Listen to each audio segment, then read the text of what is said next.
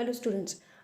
Last class हमने SP में chapter 7 start किया था, company meeting. Okay, company meeting में हमने लास्ट क्लास में क्या पढ़ लिया था, हमने मेथड पढ़ लिए थे वोटिंग के। ठीक है, और वोटिंग के मेथड में हमने लास्ट क्लास में वोटिंग बाय पोल पढ़ा था और उसके लीगल प्रोविजन हो गया था। यहाँ तक हमारा हो गया था। ठीक है, आज के क्लास में हमें पढ़ना है रिजोल्यूशन। ओके, रिजोल्यूशन क्या होता है? A motion accepted in a meeting is called resolution. Okay, क्या बोला है? जो मोशन होता है, जो मोशन मीटिंग में एक्सेप्ट किया जाता है, उसे क्या बोला जाता है? रिजोल्यूशन। जो मोशन मीटिंग में एक्सेप्ट होता है उसे रिजोल्यूशन बोला जाता है। Resolution is a formal and final decision of meeting. जो रिजोल्यूशन पास हो जाता है उसे वो फाइनल डिसीजन होता है मीटिंग का। Okay, no discussion is allowed on the resolution. एक बार रिजोल्यूशन पास हो गया तो उसके ऊपर कोई भी डिस्कशन अलाउड नहीं होगा। Every resolution should be recorded in minutes book. और हर जितने भी रिजोल्यूशन होंगे वो सारे रिजोल्यूशन मिनट्स बुक में क्या किए जाते हैं? रिकॉर्ड किए जाते हैं। Every resolution should be briefed and form in a affirmative form. Okay, number of members voting in favour of and against the resolution should be mention. Resolution should be drafted in present tenses and resolution can not be alter. इसमें बोला गया है कि जो number of voters, जो number of members है, तो resolution के फेवर में कितने मेंबर्स हैं और रिजोल्यूशन के अगेंस्ट में कितने मेंबर्स हैं वो भी मेंशन किया जाता है। एंड रिजोल्यूशन वो हमेशा प्रेजेंट टेंस में ड्राफ्ट किया जाता है और रिजोल्यूशन कभी भी अल्टर नहीं किया जाएगा। एक बार आपका रिजोल्यूशन हो गया, फाइनल हो गया, उसका डिसीजन हो गया, तो उसके बाद रिजोल्यूशन को कभी भी अल्टर मतलब चेंज नहीं होगा। ठीक है, अब आपको रिजोल्यूशन क्या हो गया, अब उसके टाइप्स क्या है, कितने टाइप्स के रिजोल्यूशन होते हैं। ठीक है, रिजोल्यूशन के टाइप्स कितने होते हैं? सबसे पहला है ऑर्डिनरी रिजोल्यूशन। ठीक है, उसके बाद है special resolution. Resolution required special notice, resolution required registration and resolution by circulation. ठीक है, अब हमें उसके टाइप्स पढ़ने, रिजोल्यूशन के टाइप्स क्या है। ठीक है, अब सबसे पहला है ऑर्डिनरी रिजोल्यूशन। ठीक है, तो ऑर्डिनरी रिजोल्यूशन का सेक्शन क्या है? सेक्शन 114। ठीक है, ये भी याद रखना बेटा कि रिजोल्यूशन का, कौन से रिजोल्यूशन का क्या सेक्शन है। ऑर्डिनरी रिजोल्यूशन का सेक्शन क्या है? सेक्शन 114। ओके, अब ऑर्डिनरी रिजोल्यूशन क्या होता है? ठीक है, तो ऑर्डिनरी रिजोल्यूशन क्या होता है? Resolution which is pass bye simple majority is called ordinary resolution. जो रिजोल्यूशन एक सिंपल मेजॉरिटी में पास किया जाता है उस रिजोल्यूशन को कौन सा रिजोल्यूशन बोला जाता है? ऑर्डिनरी रिजोल्यूशन बोला जाता है। अब स्पेशल मेजॉरिटी मतलब more than 50% of the vote should be in favour of motion. अब जो भी मोशन मीटिंग में था, ठीक है, मतलब जो प्रस्ताव मीटिंग में था उस प्रस्ताव के फेवर में कितने परसेंट मेंबर्स होने चाहिए? 50% मेंबर्स होने चाहिए। ठीक है, and ordinary resolution need not be submitted the register of companies. Register of company में मतलब आरओसी के पास हमें ऑर्डिनरी रिजोल्यूशन सबमिट करने की ज़रूरत नहीं होती। ठीक है, the notice of meeting need not required to explain the particular of ordinary resolution. और जब हम क्या करते, मीटिंग का नोटिस भेजते मेंबर्स को, ठीक है, मीटिंग का नोटिस हम मेंबर्स को भेजते, तो उस मीटिंग के नोटिस में हमें ऑर्डिनरी रिजोल्यूशन के बारे में एक्सप्लेन करने की भी ज़रूरत नहीं होती। तो अब ऑर्डिनरी रिजोल्यूशन कौन कौन से मैटर में पास किया जाता है? ठीक है, तो अप्रूवल ऑफ स्टैट्यूटरी रिपोर्ट, अगर हमें स्टैट्यूटरी रिपोर्ट्स का अप्रूव करना है। ठीक है, अल्टरेशन ऑफ शेयर कैपिटल, आपको शेयर कैपिटल को अल्टर करना है तब आप ऑर्डिनरी रिजोल्यूशन पास करोगे। डिक्लेरेशंस ऑफ डिविडेंड, अगर हमें शेयर होल्डर्स का डिविडेंड डिक्लेयर करना है। अप्रूवल ऑफ डायरेक्टर्स, डायरेक्टर्स को अप्रूव करना है। Auditor reports, final accounts, elections of directors, appointment of secretary and auditors and fix there consideration etcetera. किसी भी डायरेक्टर का हमें कंसिडरेशन अगर फिक्स करना है, ऑडिटर्स का हो या सेक्रेटरी का हो, ठीक है, इतने मैटर्स के वक्त हम कौन सा रिजोल्यूशन पास करते हैं? ऑर्डिनरी रिजोल्यूशन पास करेंगे। ठीक है, अब उसके बाद नेक्स्ट है स्पेशल रिजोल्यूशन। अब स्पेशल रिजोल्यूशन क्या होता है? Special resolution which is pass by special majority is called special resolution. ठीक है, अब जो रिजोल्यूशन एक स्पेशल मेजॉरिटी में पास किया जाता है उसे स्पेशल रिजोल्यूशन बोला जाता है। ठीक है, अब अंडरलाइन करना बेटा, क्या बोला है? A special resolution which is pass is by special majority. जो स्पेशल मेजॉरिटी में जो रिजोल्यूशन पास किया जाता है उसे स्पेशल रिजोल्यूशन बोला जाता है। It is pass by 3/4 of the 75% majority. मतलब कितने मेंबर्स होने चाहिए, 3/4 और 75%, ठीक है। मतलब जितने मेंबर्स हैं उसमें से 75% मेंबर्स की क्या होनी चाहिए, उसके फेवर में होने चाहिए, तो उस रिजोल्यूशन को हम स्पेशल रिजोल्यूशन बोलेंगे। The number of votes in favour of motion should be 3 times of the votes can against the motion. मतलब मोशन के अगेंस्ट में जितने मेंबर्स हैं, क्या बोला है, देखो बेटा, मोशन के अगेंस्ट में जितने मेंबर्स हैं उनके 3 times मेंबर्स उसके फेवर में होने चाहिए, ठीक है। तो उसी में तब वो रिजोल्यूशन क्या होगा, पास होगा, ठीक है। Purpose of passing a special resolution should be mention in the notice of the meeting, ठीक है। जो स्पेशल रिजोल्यूशन होता है वो स्पेशल रिजोल्यूशन के बारे में हमें मीटिंग का जब हम नोटिस भेजते हैं तो उसमें हमने मेंशन करना पड़ता है कि हम मीटिंग में स्पेशल रिजोल्यूशन पास करने वाले हैं, ठीक है। A special resolution is pass in general meeting, और special resolution only general meeting में ही पास किया जाता है। और notice of special resolution has to be given to the members 21 days before the meeting. क्या बोला है कि नोटिस ऑफ स्पेशल रिजोल्यूशन, जो स्पेशल रिजोल्यूशन का नोटिस होता है, has to be given to the members को मीटिंग के 21 days बिफोर क्या करना पड़ता है, भेजना पड़ता है।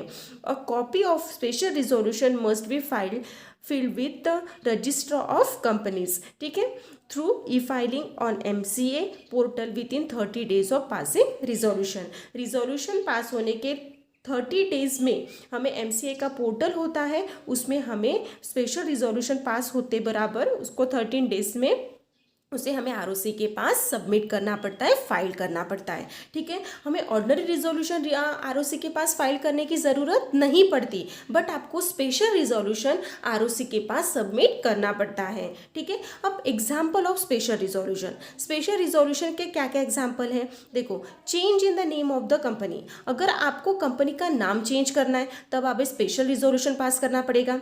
Shifting of registered office of the company from one state to another state. आप क्या कर रहे हो, आपकी कंपनी जो है, आपका जो कंपनी का रजिस्टर्ड ऑफिस है वो एक स्टेट से दूसरे स्टेट अगर लेके जा रहे हो तब आपको स्पेशल रिजोल्यूशन पास करना पड़ेगा। Alteration in the object clause of the company, आपने कंपनी का ऑब्जेक्ट क्लॉज ऑफ चेंज करना चाहते हो, अल्टर करना चाहते हो, तब आपको स्पेशल रिजोल्यूशन पास करना पड़ेगा। Redemption in the authorise share capital of the company का शेयर कैपिटल में आप अगर ऑथोराइज शेयर कैपिटल में अगर कमी हो रही है, उसमें कमी करना है, तो तब जाके आपको स्पेशल रिजोल्यूशन पास करना पड़ेगा। Alteration in the articles of association of the company के आर्टिकल्स ऑफ एसोसिएशन में अगर कुछ अल्टर करना है, चेंज करना है, तब भी आपको स्पेशल रिजोल्यूशन पास करना पड़ेगा, ठीक है। इतने मैटर्स में आपको कौन सा रिजोल्यूशन पास करना पड़ेगा, स्पेशल रिजोल्यूशन पास करना पड़ेगा। उसके बाद नेक्स्ट है रिजोल्यूशन रिक्वायर्ड स्पेशल नोटिस। अगर रिजोल्यूशन अगर आपको पास करना है तो उसके लिए आपको एक स्पेशल नोटिस की ज़रूरत पड़ती है, तो उसको बोला है रिजोल्यूशन रिक्वायरिंग स्पेशल नोटिस। उसका सेक्शन क्या है, सेक्शन 115। अब सम रिजोल्यूशन, कुछ जो रिजोल्यूशन होते हैं रिक्वायर्ड स्पेशल नोटिस, कुछ रिजोल्यूशन के लिए हमें स्पेशल नोटिस की ज़रूरत पड़ती है as per the companies act, ठीक है, या और articles of association of the company के आर्टिकल्स ऑफ एसोसिएशन हो या कंपनीज एक्ट हो, ठीक है, उसके अनुसार हमें एक स्पेशल नोटिस की ज़रूरत पड़ती है कुछ सम रिजोल्यूशन पास करने के लिए। उसी रिजोल्यूशन को बोला जाता है resolution required special notice. Special notice resolution में भी ऑर्डिनरी और स्पेशल रिजोल्यूशन, जो स्पेशल नोटिस रिजोल्यूशन है वो ऑर्डिनरी रिजोल्यूशन भी हो सकता है और स्पेशल रिजोल्यूशन भी हो सकता है। अब प्रपोजर मतलब कौन है, जो प्रस्ताव रखने वाला है मीटिंग के सामने, मतलब जो मोशन रखने वाला किसके सामने, मीटिंग के सामने, मतलब मीटिंग के सामने हम जो प्रस्ताव रखते हैं वो जो प्रस्ताव पास हो जाता है उसी को हम क्या बोलते हैं, रिजोल्यूशन बोलते हैं। तो जो प्रपोजर होता है ऑफ द मोशन, जो मोशन जो प्रस्ताव रखने वाला जो पर्सन है has to give a special notice of 14 days to the company. तो उसे कंपनी को 14 डेज पहले ही स्पेशल नोटिस देना पड़ता है कि हम ये मोशन रखने वाले हैं, ठीक है। और द कंपनी जो होती है should give a notice of that resolution to all members at least 7 days before the meeting. और ऐसे मीटिंग के 7 डेज पहले और पूरे मेंबर्स, जितने भी मेंबर्स हैं वो सारे मेंबर्स को नोटिस कर भेजना पड़ता है कि ऐसा ऐसा रिजोल्यूशन मीटिंग में पास होने वाला है, ठीक है, या ऐसा ऐसा मोशन मीटिंग के सामने रखने वाले हैं, ठीक है। मतलब रिजोल्यूशन रिक्वायर्ड स्पेशल नोटिस, अगर रिक्वायर्ड स्पेशल नोटिस थ्रू अगर कोई रिजोल्यूशन है तो उसके लिए है क्या है, जो प्रपोजर है, मतलब जो मोशन रखने वाला है वो पर्सन मीटिंग कंपनी को कितने डेज पहले बताएगा, 14 डेज पहले। और कंपनी ऑल मेंबर्स को कितने डेज पहले नोटिस भेजेंगी, 7 डेज बिफोर। कितने डेज पहले, 7 डेज बिफोर। ओके, अब कौन कौन से मैटर में हम ऐसे रिजोल्यूशन पास करते हैं, कौन कौन से मैटर में करते हैं। Under the companies act 2013, companies act 2013 के अंडर है और for the following resolution required special notice. Companies act 2013 में दिए है कि कौन कौन से मैटर में हमें आपको रिक्वायर्ड स्पेशल नोटिस की जरूरत पड़ेगी। तो सबसे पहला है resolution to appoint a person as auditor other than retiring auditors. अगर कोई ऑडिटर्स रिटायर्ड हो रहा है, उसके जगह पे आप किसी और पर्सनस का अपॉइंटमेंट कर रहे हो एज ऑडिटर करके, तो उस वक्त आपको ये रिजोल्यूशन पास करना पड़ेगा। Then resolution providing that a retiring auditor should not be reappointed, ठीक है। आप कोई ऑडिटर्स है, ठीक है, जो रिटायर्ड हो रहा है और उसका रीअपॉइंटमेंट आप नहीं करने वाले हो। उसके बाद है resolution to appoint directors other than retired directors. जो डायरेक्टर्स रिटायर्ड हो रहा है उसकी जगह पे आप किसी और डायरेक्टर्स का अपॉइंटमेंट कर रहे हो। Resolution to remove a directors before the expiry of the terms, ठीक है। और कोई डायरेक्टर्स है जो कि अपने पोस्ट से रिमूव हो रहा है, ठीक है, उसे उसके पोस्ट से वो रिमूव करने वाले, बट उसका जो टर्म्स है, ठीक है, उसके पहले, मतलब उसका जो टाइम था, जो एक्सपायरी डेट्स थी, ठीक है, जो स्पेसिफिक टाइम था उसके पहले ही वो डायरेक्टर्स क्या हो रहा है, उसके पोस्ट से रिमूव हो रहा है, उस वक्त आपको कौन सा रिजोल्यूशन पास होगा, resolution required special notice. Appointment of a person as a directors in place of the directors remove. और जो डायरेक्टर्स रिमूव हो चुका है उसके जगह पे आप एक नए डायरेक्टर्स का अपॉइंटमेंट कर रहे हो, तब भी आपको एक रिक्वायर्ड स्पेशल नोटिस की जरूरत पड़ती है ऐसा रिजोल्यूशन पास करने के लिए, ठीक है। तो देख लिया आपने कौन कौन से मैटर्स में आपको स्पेशल नोटिस की जरूरत पड़ेगी, ठीक है। उसके बाद नेक्स्ट है रिजोल्यूशन रिक्वायर्ड रजिस्ट्रेशन, ठीक है। उसका सेक्शन क्या है, रिजोल्यूशन जो है उसको आपको ज़रूरत पड़ती है किसकी, रजिस्ट्रेशन की ज़रूरत पड़ती है। ऐसे रिजोल्यूशन पास करने के लिए आपको रजिस्ट्रेशन की ज़रूरत पड़ती है। उसका सेक्शन क्या है, section 117। Resolution which are required to registered with the register of companies are called as a resolution required registration। मतलब ऐसे कुछ रिजोल्यूशन होते हैं, ठीक है, उसे पास करने के लिए आपको पहले आरओसी के पास रजिस्टर्ड करना पड़ता है, ठीक है। उस रिजोल्यूशन को बोला जाता है रिजोल्यूशन रिक्वायर्ड रजिस्ट्रेशन, ठीक है। Resolution should be filed with registrar with in 30 days of the it's passing, ठीक है। रिजोल्यूशन पास करने के 30 दिन में आपको रजिस्ट्रार ऑफ कंपनीज के पास उसे फाइल करना पड़ता है, ठीक है। अब एग्जाम्पल ऑफ सच रिजोल्यूशन, ऐसे कौन कौन से रिजोल्यूशन है, ऑल स्पेशल रिजोल्यूशन, जितने भी स्पेशल रिजोल्यूशन है वो सारे स्पेशल रिजोल्यूशन आपको आरओसी के पास फाइल करना है, ठीक है। उसके बाद है resolution made by board of directors regarding appointment और रीअपॉइंटमेंट ऑफ मैनेजिंग डायरेक्टर्स, ठीक है।